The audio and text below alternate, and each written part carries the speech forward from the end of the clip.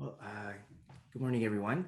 I hope everyone is doing well amidst the summer heat, as well as the kind of growing concern about the Delta virus. And it seems as though many people are still not getting vaccinated, but maybe things might change in the near future.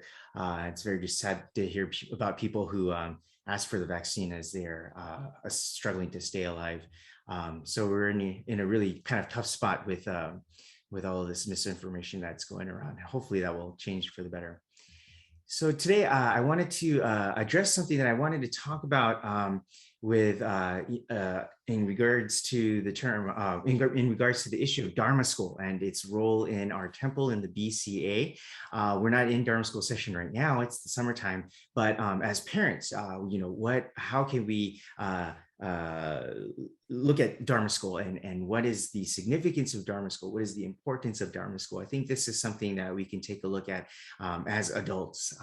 And so I wanted to show you a segment from, again, the movie or documentary called Streams of Light, which is made by the Kaikyoshi minister from Brazil. There are a lot of Nishihonganji temples in Brazil. Actually, there are more Higashi Honganji temples in Brazil than there are Nishi Honganji, but nevertheless, this person is a Kaikyoshi minister from Brazil, and I wanted to show you a brief excerpt of that right now. So I would like to go ahead and show you this.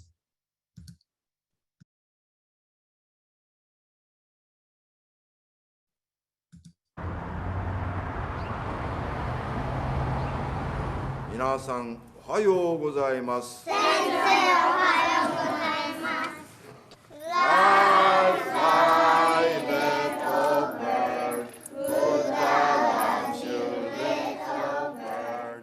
Family lifestyle changes and shifts in attitudes towards education are some of the factors contributing to a decrease in the number of Dharma school students in recent years.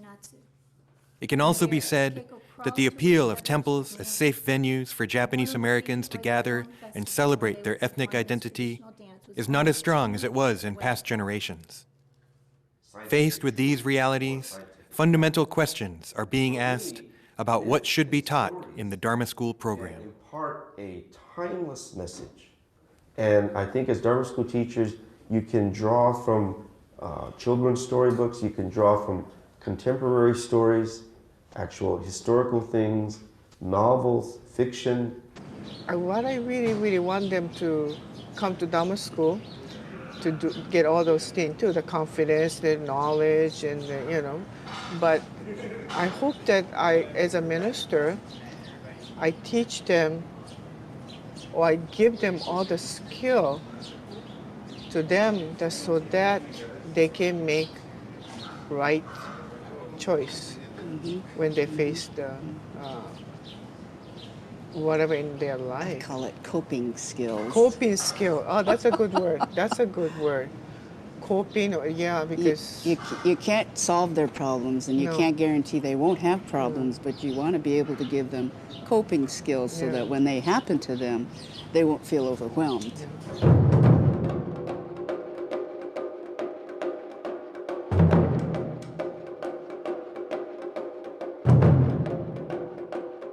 I think Jodo Shinshu is it's a part of a family's life. And if it's not incorporated into their life environment, it makes it very hard. It's not an intellectual thing you can study or be able to follow in that way. So it's very difficult. my membership is getting old too. Yeah. And I just look at Dharma school students, grandparents, the one bringing them. And what happened to the younger parents? But if you look at their lives, either they're working, if they're lucky, or they're very involved in so many other things.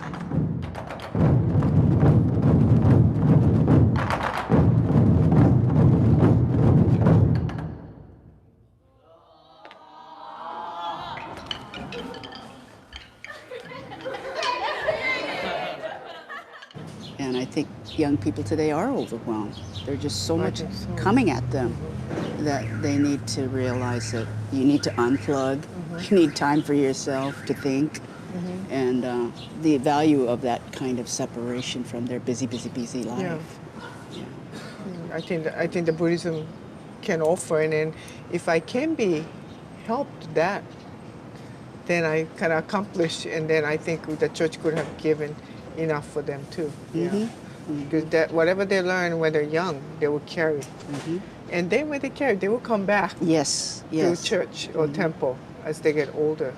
So to me, Dharma school is for them, for future, for us too. So, Oh, well, yeah. it's easy to say.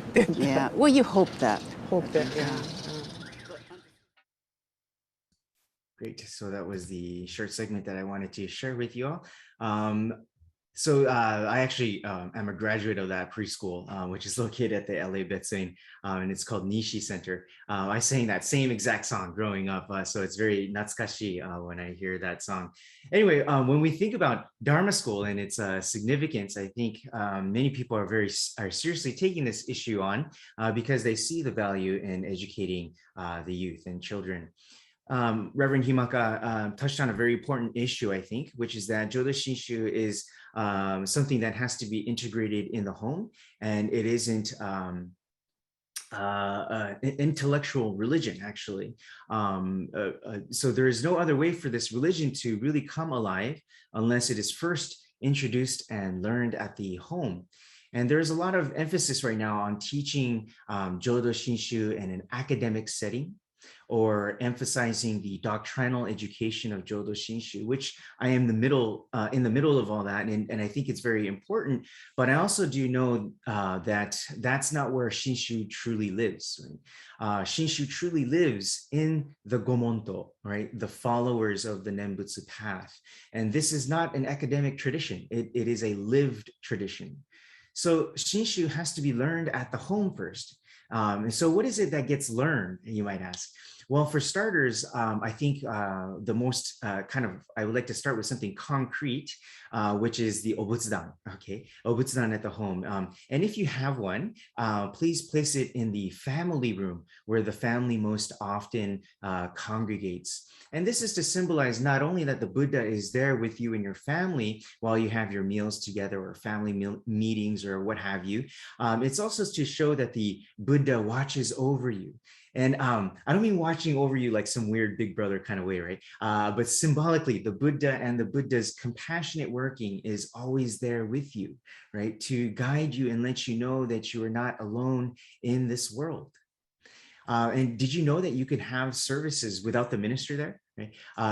You can chant the sutras together, despite the fact that you do not know what the words might mean. Actually, in chanting, the meaning is only one small aspect of the significance of chanting itself, and we've talked about this before as well. Chanting is a form of meditation. It is a form of reflecting and contemplating on your life, on the loved ones around you, while at the same time opening up your hearts and minds to the sacred teachings of the Buddha, which transcends language barriers. So if you want to chant, please feel free to do so. I highly encourage it. And the meaning is not so important as it is to sit there and listen. Again, listening is the most important aspect in this religious tradition. So continuing on this idea of learning about the obutsudan and customs surrounding the obutsudan, or at the home, one other thing that we can do is what we do before and after meals, which is itadakimasu and gochishou sama, right? Itadakimasu and gochishou sama. And this is another procedure to show your children that food is not a given, that you should take time to recognize that there are many causes and conditions that were necessary in order for you to be able to enjoy this meal together. And there is actually a saying that we have before the meal, and I like to say it in Japanese right now. It's called shokuzen no kotoba, shokuzen no kotoba. So it goes like this: 多くの命と皆様のおかげによりこのごちそうを恵まれました。深くご恩を喜び、ありがたくいただきます。And that's the shokuzen no kotoba. Zen means before meal. And then the shokugo no kotoba is 尊いお恵みをおいしくいただき、ますますご恩報謝に努めます。おかげでごちそうさまでした。Okay. And then so that translates to, and I have the translation of this, so if you would like it, I can give this to you.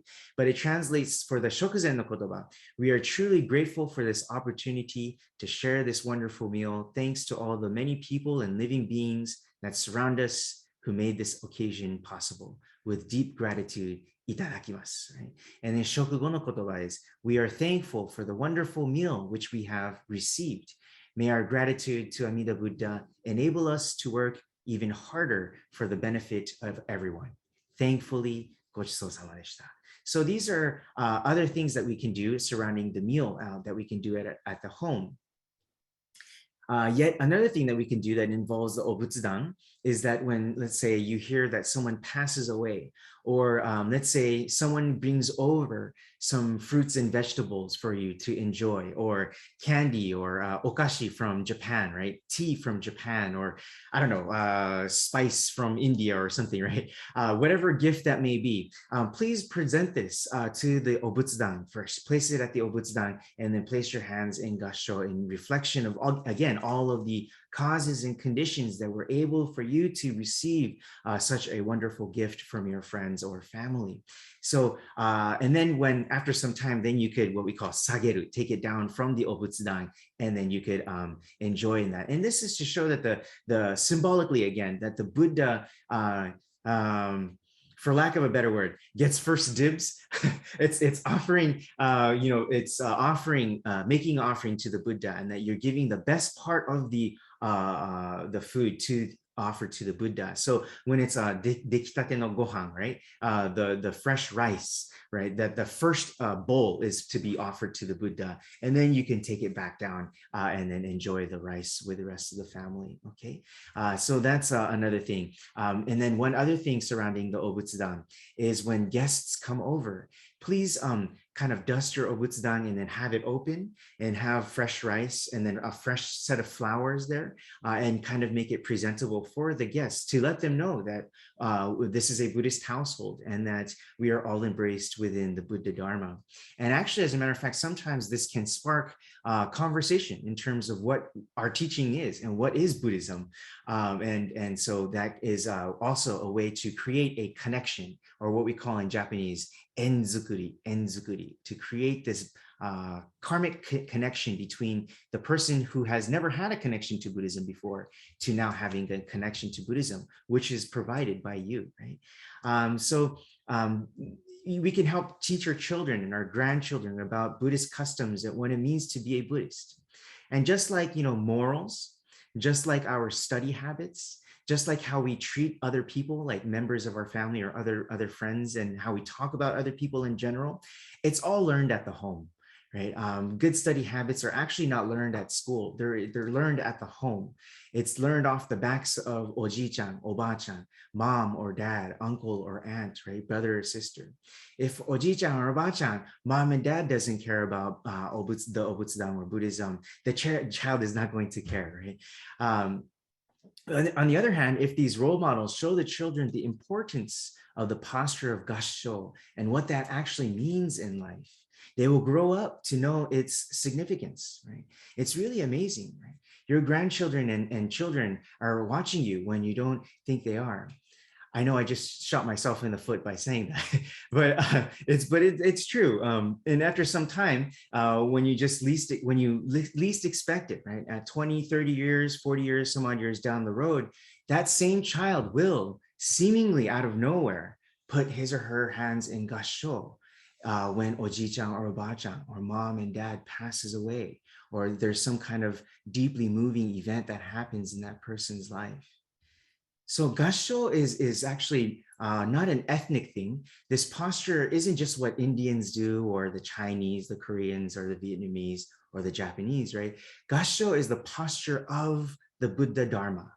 Gassho is the manifestation of the Buddha Dharma coming out of your body, making itself known to you and others to let you know that the Buddha Dharma is there. You are emulating the Buddha Dharma by doing gassho. And then when you say the Nembutsu is the manifestation of the Buddha Dharma, making itself heard to you and others through you. Right? So when you say Namo Amida Butsu, that is the Buddha communicating to you through you. Right? It is the world of truth reassuring you that you are embraced just as you are. What other way would we be able to come to this truth? Truth speaks to us when we speak truth, and that is to say the Onenbutsu. So in closing, the significance of Dharma school in Buddhism for children is that it must be learned at the home. Right? Our customs and our traditions have been in place for hundreds of years. So let us be proud of where we come from and strive to maintain this teaching by sharing it with our children and the next generation. And when they see how you see the importance of this teaching, they will follow in your footsteps and they will learn this profound teaching called the Buddha Dharma. Okay, thank you very much for your time today. And with that, I would like to close. Please join me in Gassho. Namo Amida Butsu. Namo Amida Butsu. Namo Amida Butsu. Namman Navs, Namman Navs, Namman.